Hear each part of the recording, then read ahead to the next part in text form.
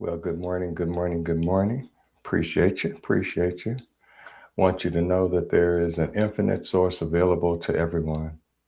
It's there for each who seek it, no matter their race, gender, or religion.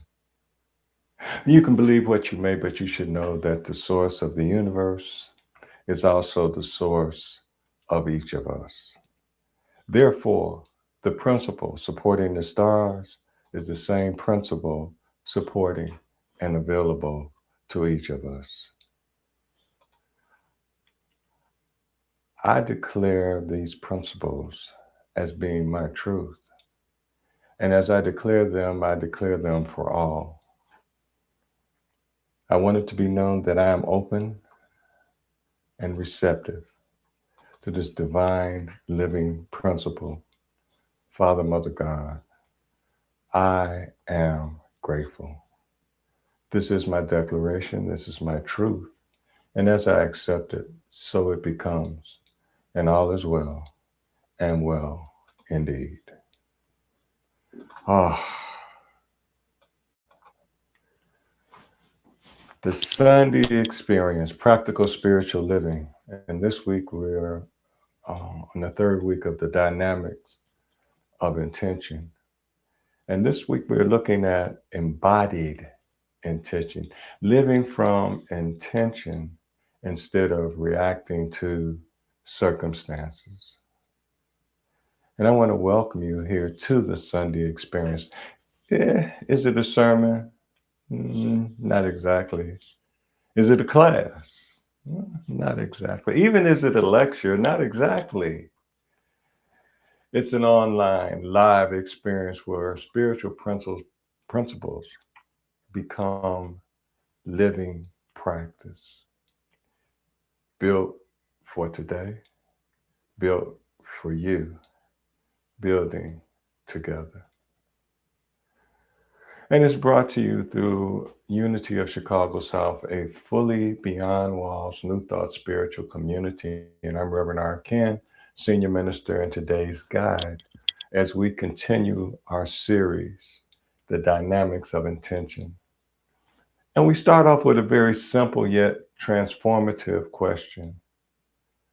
What would change if intention became the way we lived instead of something we occasionally practice? What would change in our life with that dynamic? The difference between deciding and becoming. The difference between deciding and becoming. You see, most of us have good intentions. We intend to be patient. We intend to be kind. We intend to forgive. We intend to pray. But somewhere between our intention and our response, life happens. Someone may disappoint us. The plans that we've laid down may have changed.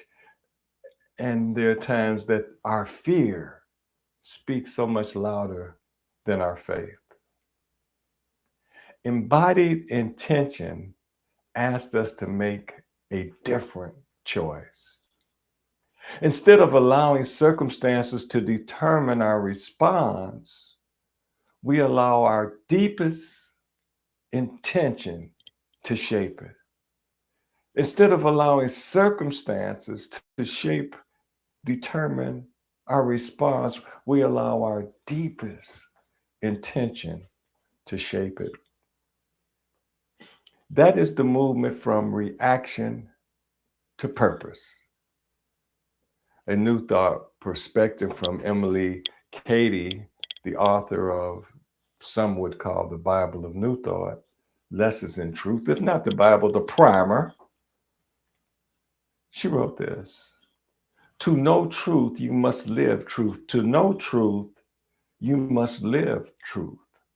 And now some would take that statement and say, well, if I don't live truth, then I don't know truth. You could take it that way. Or you could take it that to know truth is to live truth through the challenges of truth. You see, there are challenges to live truth. Circumstances change, fear over faith, disappointments. But if you look at those words, those few little words, that really is the entire spiritual practice. To know truth, to live truth through the difficulties of living truth. It's not something that we look at and we admire. Oh, that's a beautiful statement. Oh, that's a beautiful thing. Oh. It is not that at all. What it is something that we work to embody, to make a part of us, to live from that place. The same is true of intention. Until intention becomes visible in our daily choices, it remains an idea rather than a way of life.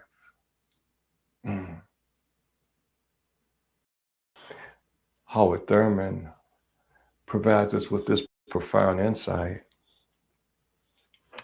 There is something in everyone, all colors, all faiths, everyone, all genders. Every one of you that waits and listens for the sound genuine in yourself. The sound of the genuine in yourself. Embodied intention begins by listening for that genuine voice. Not the voice of fear, not the voice of public opinion, not even the voice of habit. That genuine voice within. When we learn to live from that deeper place, our relationships, I want you to understand this word, gradually, a procession over time, gradually become responsive, ground in wisdom. When we understand living from that place, when we live from that place, there's a gradual transformation that comes that allows the wisdom that is to be the guide for our life.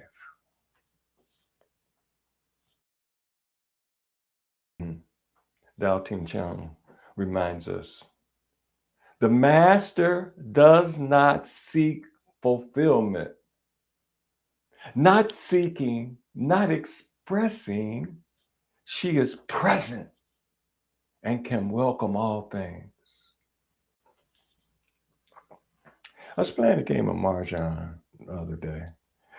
Sometimes the computer is slow and I'm working on the project and I have to wait for the computer to answer, and I need something to kind of just keep me moving, not let me get too distracted. So I'll find a game that I could play in the interim of waiting for an answer, whether it be from a response from a colleague or whatever it is. And as I was playing the game, I noticed I played Mahjong before on the computer. And I said, there's something going on here. I said, there's something going on, but I don't understand what it is. And then it said, you are seeking pairs. You are seeking matches. I said, okay. And the wisdom continued that was coming from within me and said, stop seeking the matches. I said, well, okay, well, that's the whole point of the game, right? To seek matches. I said, start observing what's there. And the game changed for me. It changed for me. That's the quote we just had. Because you're not expecting things, all things can come to you. Presence alone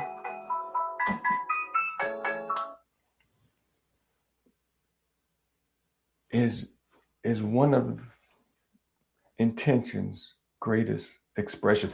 To be present. To be present. See, when we are fully present, we stop living from yesterday's disappointments or tomorrow's anxieties. We stop looking for matches and we see what's there. We begin responding from the life that is unfolding right on the board, right before us, and unfolding right now. The poet David White put it like this: the ultimate touchstone of friendship is not improvement, neither of the other or ourselves, but the privilege of having seen and been seen. Friendship. Someone sees me. Relationships. Someone sees me and I see them. But what if we take this idea, this friendship idea, beyond friendship, beyond even relationship? What if intention allowed us to truly see each moment before reaching and reacting? See, each moment before we reacted to it, that's a pause. We've talked pause quite a bit. Seeing clearly may be one of the highest spiritual practices. To see what's there, not trying to find what we're looking for. Throughout this year, we've explored the image of living from the inner house. The outer world constantly invites us to react. The inner house invites us to respond. React, respond. Reaction begins with circumstances. I am reacting to what you are doing to me. Embodied intention begins with consciousness. Reactions, they ask, what just happened? Embodied intention asks, who do I choose to be in this moment? What just happened to me? Who did this? Who do I choose to be in this moment? Just that one question. Who do I choose to be in this moment? Wow. That single question changes the quality of our relationships to all in our lives, to our work, to our jobs, to our prayers, to our service to others. Who do I choose to be in this moment?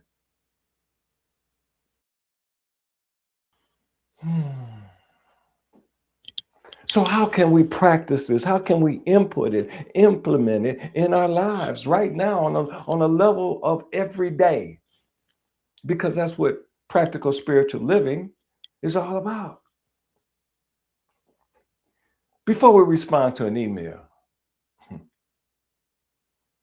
who do I choose to be in this moment?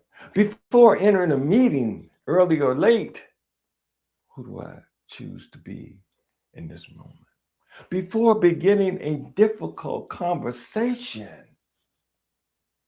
pause. Take a slow breath. And then quietly ask yourself, what intention do I want to embody right now? Who do I choose to be in this moment? Not what outcome do I want? Not what argument do I want to win? Not what impression do I want to make? Simply, who do I choose to be in this moment? What quality of being do I choose to bring to this moment?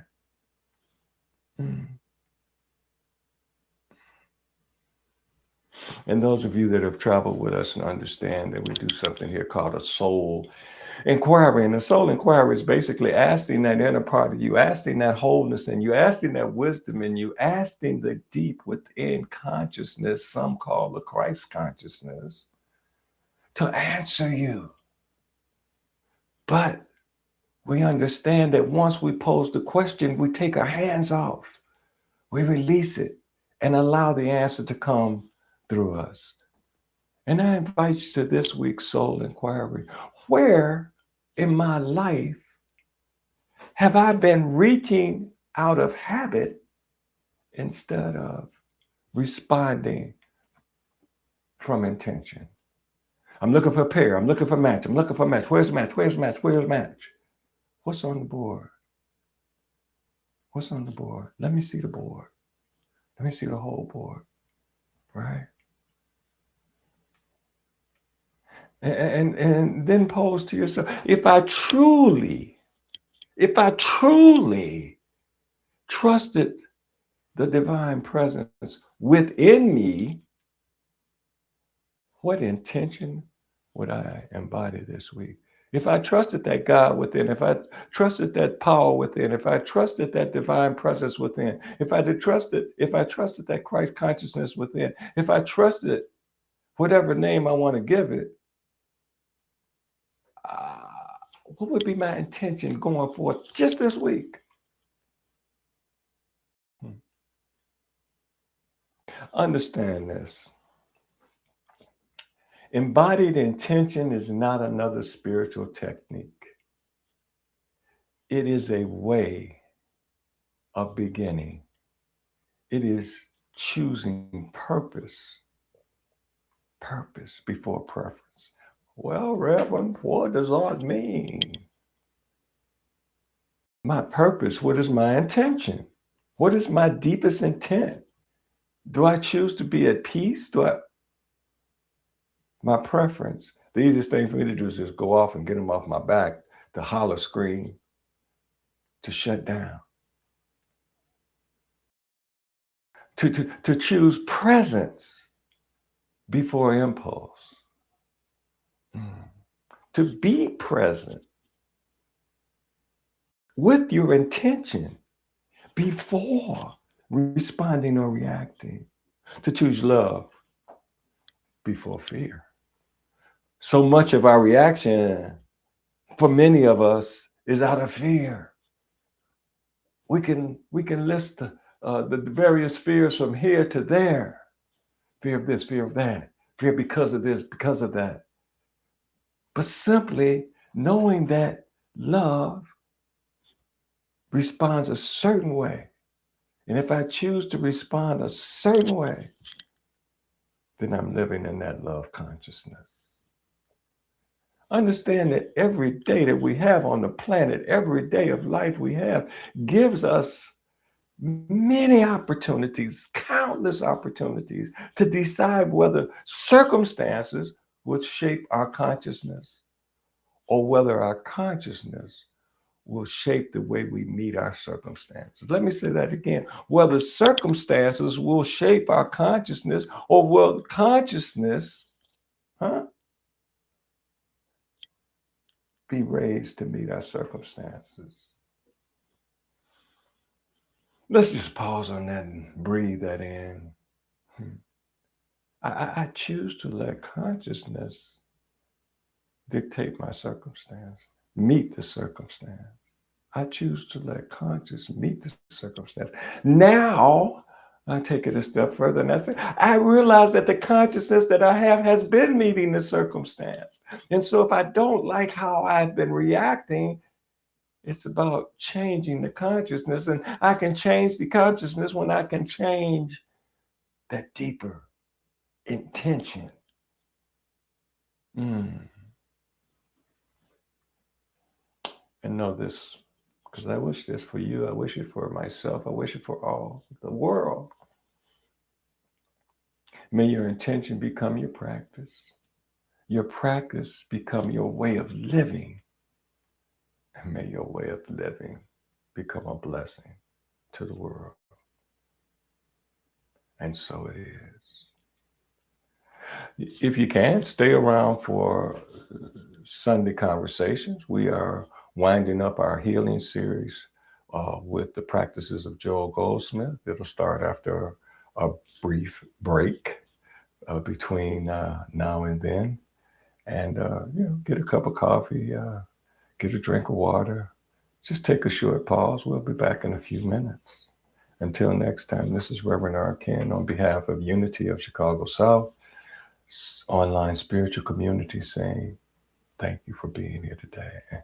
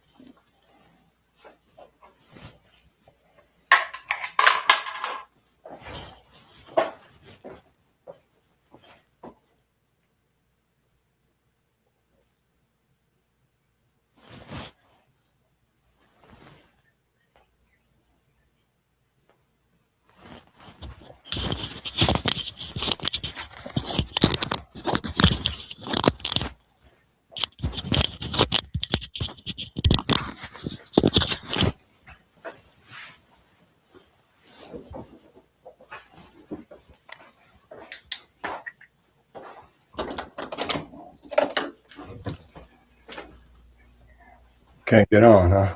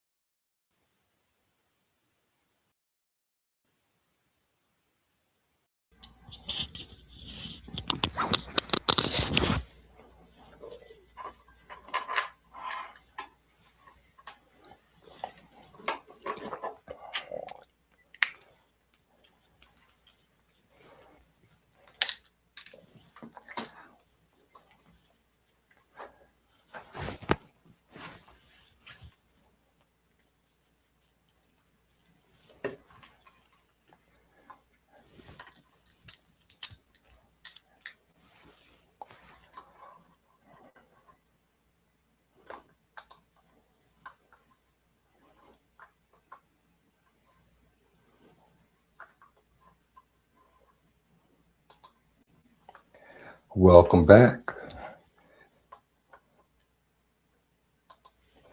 Appreciate you for being here. Those of you that were able to stay, and those of you that may be joining us just for this portion, for the Sunday conversation. I will say again that the thing about Sunday conversation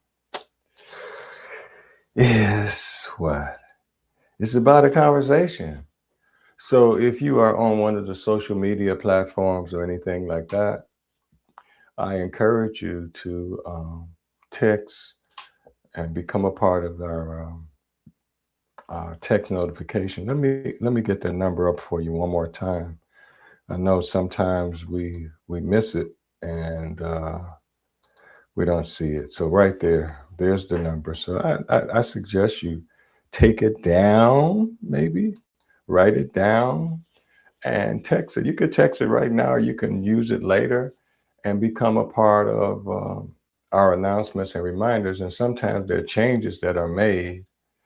And if you are on the, in our text system, we're able to alert you to those changes. So there's a benefit for doing such a thing. But right now, we want to get into Sunday conversations. Maybe we'll share that with you a little bit later. And a Sunday conversations is where we have the opportunity to study a particular concept or a particular practitioner and see what they have to offer us to help us improve our life. And the past 5, 6 weeks, we've explored healing. We've explored healing through the wisdom of several New Thought teachers. Each one of those teachers offer a different doorway to get to the wholeness. They were all speaking of wholeness and different methods that you can use to get through them. Different things for different people. Charles Fillmore emphasized the renewing power of spiritual understanding. The more I understand about the who I really am, the powers that are inherent in that who-ness become more readily available to me to institute into my life. Ernest Holmes invited us to recognize the creative law. Recognize the creative law, that our thinking is a part of the creative law, and our thinking is creating a life. That's a simplistic look at his teaching. But we start there and we move on because it's the thinking that creates the consciousness that we experience life through. Oh, that's so important. Life through. Because see, life is going on. It's how we see it. Emma Curtis Hopkins, oh my God, awesome. Challenged us to awaken the Christ consciousness, a concept that says it is in there. It may be dormant, but it's there. And it's there, and it can be awakened. It can be brought into full expression into our lives. Emmett Fox encouraged us to change our thinking. Change your thinking. Move from what? Thinking about the problem to thinking about God. Thinking about the problem to thinking about the divine presence. Thinking about the problem to thinking about the universe. Change our thinking. And Neville redefined imagination as a tool for projecting ourselves into a healing. Projecting ourselves into a healing, using one of the powers that Charles Fillmore said, as you understand spiritually, you can change your life. And Neville says, if you understand the spiritual aspect of imagination, you can use it to project yourself into a healing in this case. And today we conclude with Joel Goldsmith, whose work asked us perhaps the deepest question of all. Can healing arise from spiritual awareness rather than personal effort? Mm. See, many of us were taught that healing comes from trying harder, praying harder, believing more. Goldsmith generally points us into another direction. He suggests that healing is not something we produce. I want you to hear what he says. Healing is not something we produce. It is not something that you produce or I produce.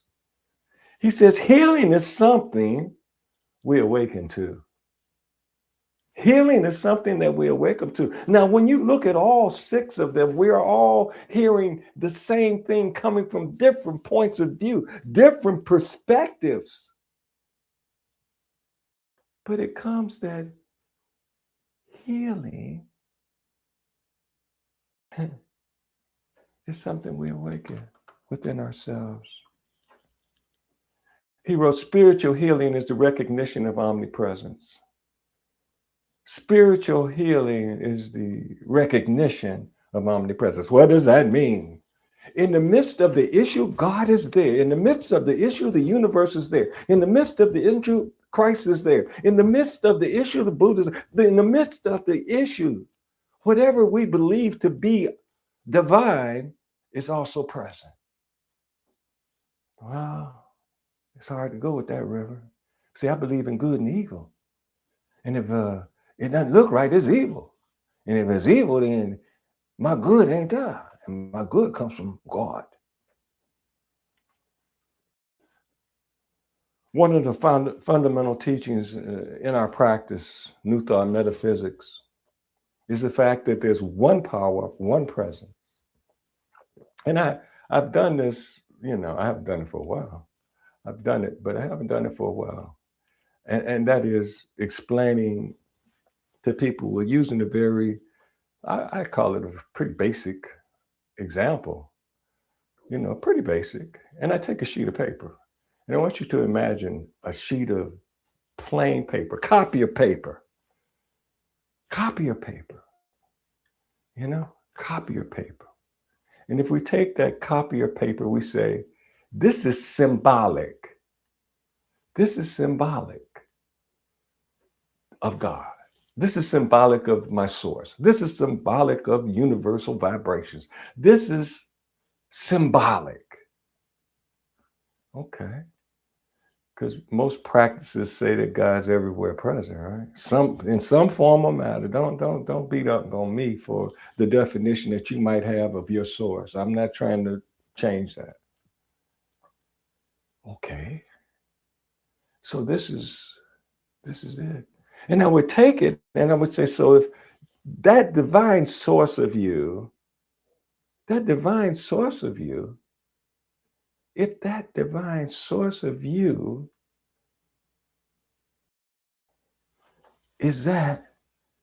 where's this evil, negative source? I'm not saying situations, but that evil source, where does it exist in the presence of all of the source of you being this whole thing? And we get into funny because somebody would say, it's right there in the corner. It's that little spot there. Like, oh, okay. Well, that was saying, I don't understand the fact that whatever it is I believe, even when they say God is everywhere present, God is all there is. I don't really believe that. See, I believe there's God is all there is, except for where the other thing is. God is everywhere present, except for where the other thing is. But if God is everywhere present, if God is all there is, whatever name you use, then whatever's going on in your life, that God, that everywhere presence must be there too. And it's about recognizing that. And that's one of the things that these teachers have taught us over the last 6 weeks. It's about a recognition. It is not a creation of God being there or the good being there. It's about recognition about recognition. Goldsmith doesn't start with a disease. He begins with the fact that there is a omnipresence,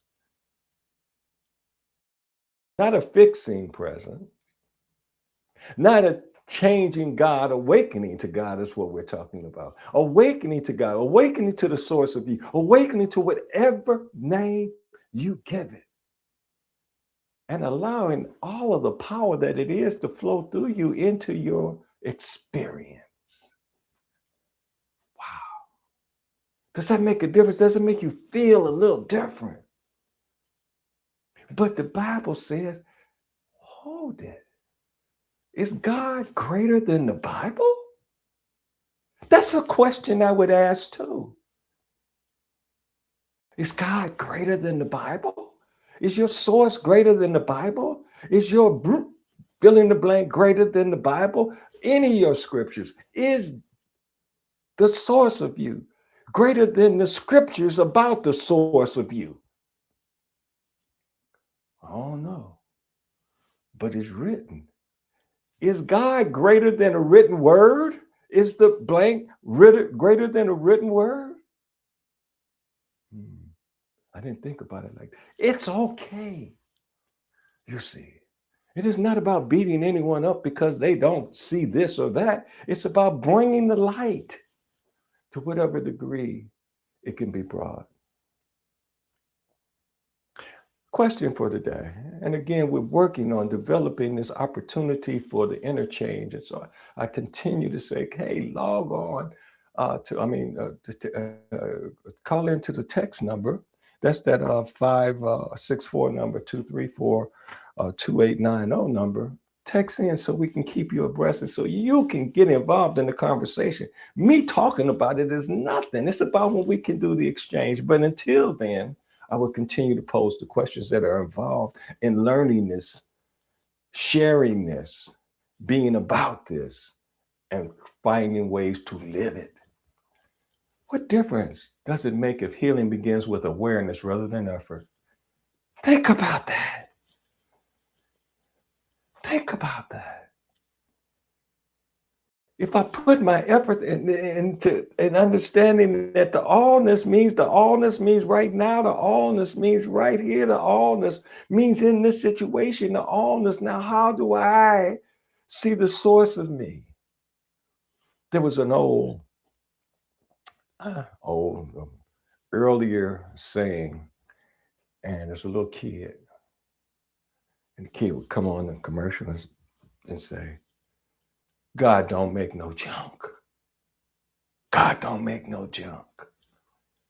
Well, if God don't make no junk, if fill in the blank, the source of me does not make junk, then not only am I worthy, but whatever situations that I'm going through, the presence is in there. And maybe if I could become aware that the presence is there, it will reveal itself in the proper way for me to experience something greater. The effort is in raising consciousness, bringing our awareness to a clearer state. Another question to ponder for you. Has there ever been a time when simply becoming still changed the way you experience a difficult situation? You remember. You do. I know you do. I don't care about your age. If you're over 20, you probably remember, maybe not. We talk about how some of the youth missed out on things. But I would venture to guess that 80% of you have been told at some point when you were a little shorty, go sit down in the corner, go be quiet, go think about what you've done. In other words, go be still. Go be still. Now, it may not have been articulated in such a way that you understood go be still, and whoever was saying it may not have understood that that's what they were saying. But in the essence of all things, that was it. If you can get quiet, if you can become still, there are things that can happen in your life that you're unaware of because you're moving too much. Your brain's turning too much. Quiet down. Quiet down. Dr. King reminded us that peace is not merely a distant goal, something that we seek, but peace is a means by which we arrive at the goal. Listen closely. Healing may not be understood in a different way, but it is the same. Peace is not only the result of healing, peace may become the atmosphere which we create for the healing to unfold. Oh, it's going to be terrible. Let me get quiet. Let me get quiet. Let the source of me speak to me. Let me warn you. Those of us that wait for the circumstances to begin a relationship with the source, a conscious relationship with the source, sometimes get disappointed. Those of us that practice regularly developing our relationship with the source sometimes have better results. So what does that say? Make it a daily practice. That's what this is all about. That's what the Sunday experience is all about. How can we work to make this practical in our lives? How can we do it? And what is my experience that I can share with someone else to help them make it? That's this part of the Sunday experience. Now, when you understand that being still can be a positive thing, when you understand that, when you understand that the stillness is the peace that's created, the atmosphere that's created for what needs to be said to you, what needs to be unfolded in you can present itself in a way that you can hear it. So how does that change things when you accept something like that? If I get quiet, if I develop my practice, some people say, well, how do you do it, Reverend? How do you develop a practice? I don't know. I can't tell you. I can tell you there are methods and you pick a method.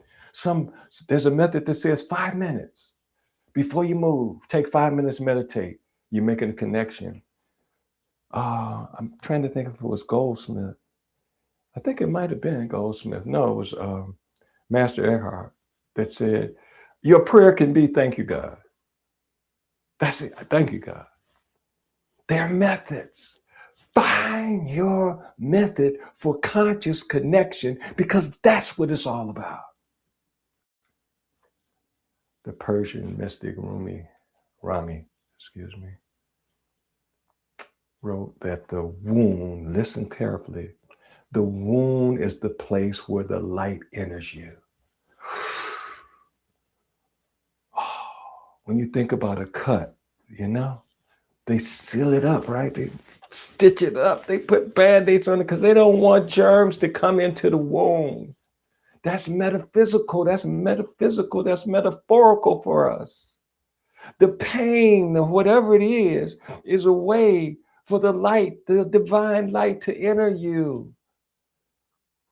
How can I see God in this situation? How can I see the divine in this? How can I see my source in this? How can I see the Buddha? How can I see in this? Now, that's not something you share with other people, because some people just won't understand. They'll think that you're a little off.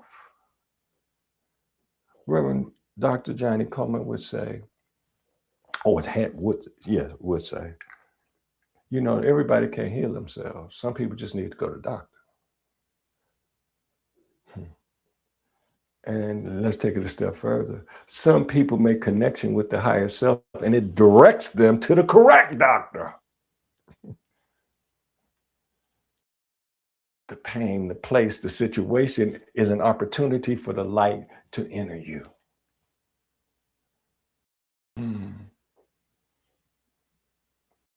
See, sometimes that deepest challenge becomes the doorway to the deepest spiritual awakening. Ask yourself, Has that ever happened to you? Has that ever occurred to you that it was, oh, I didn't know it was so, but in the midst of it, I felt a guidingness to do this, that, or whatever, to resolve the challenge.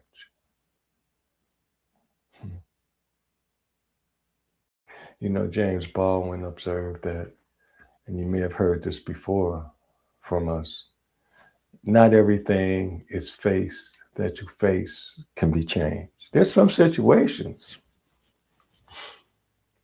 it is what it is. And he goes on to say that, but, this is the biggie, but nothing can be changed until it is faced. If you don't face it, you can't change it. Now, what does facing it mean? To some of us, facing it means, okay, I give up. It's gonna be over. You ever lived in that space? I have. And it's a wonderful, joyous thing when you can learn to get out of that space to live and just take it for the moment. Whatever the situation is, it's for the moment. And in that situation, there's a greaterness.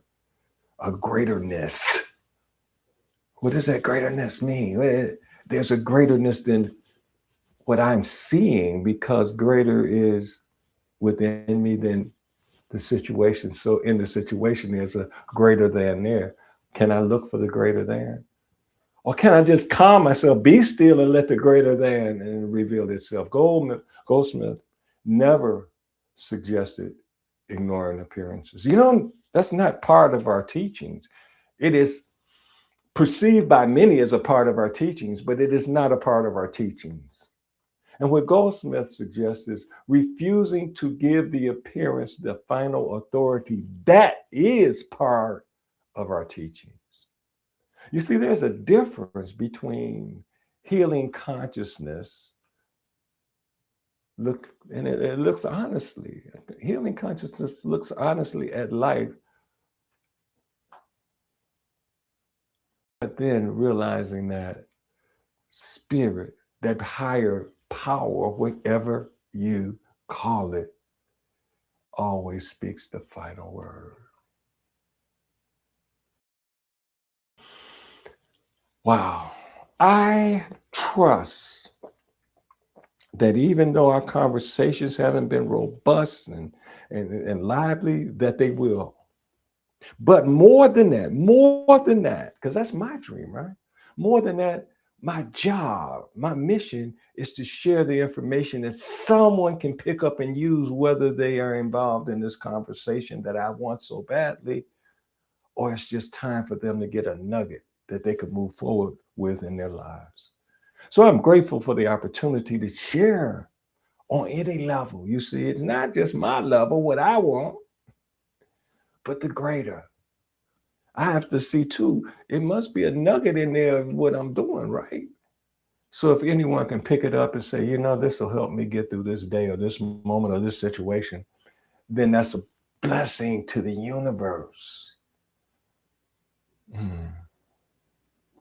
You know, we're coming to the end of this series. It has been a dynamic series. There are a couple of teachers, practitioners, authors in there that I just think they're the bomb, you know, to use an old term. I really do. And Emma Curtis Hopkins would be one of them. Joel Goldsmith is someone I came to later in my practice and got really interested in what and his approach to it and his life. And if we have more time, I would give you a little more history on how he started as a Christian Scientist and moved through into an independent healer. The thing we should notice with this series is that the teachers, what did they say? And the beautiful part is that I believe most of them, if not all of them, can be found on our YouTube channel. That's Unity OCS. And I believe they have the little @ so it's like Facebook / @Unity OCS. And if you can find them, I would suggest that you do, because there's something in there probably that needs to be heard by you. But the thing that I want to speak on here as we close out is the fact that the language may have been different, the emphasis may have been different, and the personalities, the way that it was presented may have been different, but yet they continually invite us back to one essential truth, and that is this, that healing begins in consciousness. When consciousness changes, relationships change, choices change, perspectives change, and sometimes circumstances change. But regardless of the outcome, we ourselves will never be the same once we invoke the idea of expanding and growing and participate in that expansion and growing of consciousness. So looking back over these 6 weeks, some of you that have been with us, I think you should ask yourself or go back and look at the various YouTubes. What teaching has stayed with you the longest? Which one you've held on to? Is there a healing practice that you've intentionally incorporated into your practice, your daily life? And has your understanding of healing become broader than physical healing? And if someone asks, what is spiritual healing? What would be your answer? Just questions to ponder. Now, those are not questions even to ask yourself, just for you to give thought to. Because as we do with the Sunday experience in both parts, we bring to you a soul inquiry. And that soul inquiry, again, is what you ask that inner part of you and show the patience to wait for the answer. So I invite you to reflect on one final, really, soul inquiry. Where have I been waiting for circumstances to change before allowing myself to experience peace? It's gotta happen, gotta happen, gotta happen. It's gonna be. But where have I said, okay, this is overwhelming. Let me get still. Let me get still. And finally, what awareness and quietly inviting healing into my life have I experienced? Where I said, Father, Mother, God, your presence is accepted, acknowledged, required, needed, and appreciated. Do what you do. In any way that you want to say it. Know that healing is not merely about overcoming illness. It's about awakening to wholeness. And if we really, really think about it, that was probably, or could be said to be, Joel Goldsmith's greatest gift. We're not talking about another technique or another formula, but an invitation to become aware of the presence that has never left us. In the midst of it, the presence has been there. Do you understand the overcoming? The overcoming is realizing that it's there in the midst of the stuff. And just that it's there. If we can do that much, then how it responds and how it's supposed to react, we can get to that part, but it ain't there because it's evil, so it can't be there. My God, my spiritual, can't be there because I see it as this. One of my classmates, I'm still in class, love it, says, just remember that it's all God. That it's all good, it's all God. Now, what am I going to do to see the good?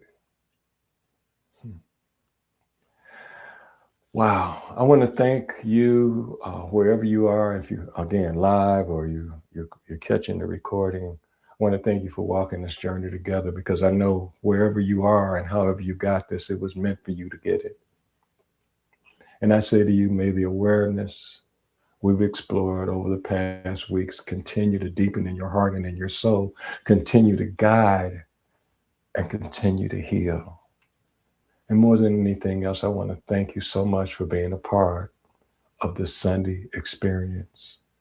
Build for today, build for you, building together. Namaste.